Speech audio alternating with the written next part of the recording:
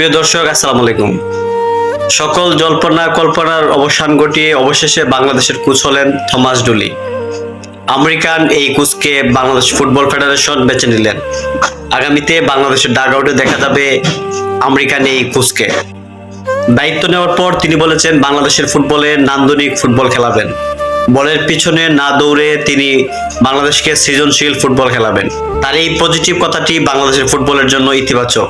কিন্তু কথা হলো, বাংলাদেশের ফুটবল ফেডারেশন কর্তারা কতটুকু তার এই কথাকে মূল্যায়ন করবে।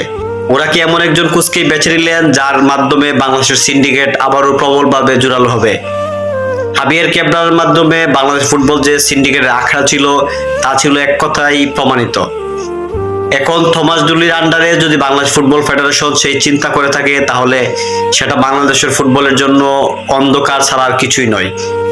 কারণ আমরা দেখেছি বাংলাদেশের ফুটবলের যে দুইজন বিশ্বমানের কোচ আবেদন করেছিল, তাদেরকে অল্পতেই নাকচ করে দিয়েছে বাংলাদেশ ফুটবল ফেডারেশন। অনেক নাটকীয়তার পর এদেরকে বাদ দিয়ে দিয়েছে।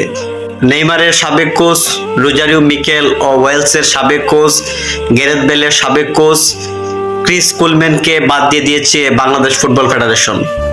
এখন যদি বাংলাদেশ ফুটবল ফেডারেশন তারা চিন্তা ভাবনা করেই থাকে যে তার মাধ্যমে সিন্ডিকেট স্থাপন করবে, তাহলে সেটা হবে বাংলাদেশ ফুটবলের জন্য অশনি সংকেত, এবং এটা বাংলাদেশের ফুটবল প্রেমীরা কখনো মেনে নেবে না। বাংলাদেশ যদি ভালো রেজাল্ট করতে চায়, অন্তত তাকে তার মতোই খেলতে দিতে হবে। আর যদি কোনো ধরনের চালাকি বা সিন্ডিকেটের আশ্রয় নেয়, তাহলে সেটার দাঁত ভাঙার জবাব বাংলাদেশের ফুটবল প্রেমীরা দিবে। বাংলাদেশ ফুটবল প্রেমীরা যদিও এই মুহূর্তে ছাড় দিয়ে দিয়েছে, কিন্তু ভবিষ্যতে এর মাধ্যমে দুর্বার আন্দোলন করে উঠবে, যা বাংলাদেশের ফুটবল কর্তাদের জন্য একটি বার্তা হিসেবে থাকলো।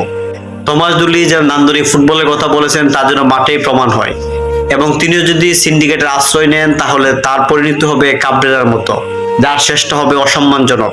তাই থমাস ডুলিকে অনুরোধ থাকবে সিন্ডিকেট মুক্ত হিসেবে দল গড়বেন, সিন্ডিকেট মুক্ত হিসেবে বাংলাদেশকে একটি জায়গায় নিয়ে যাবেন। বাংলাদেশের ফুটবল এগিয়ে যাক। সবাইকে ধন্যবাদ।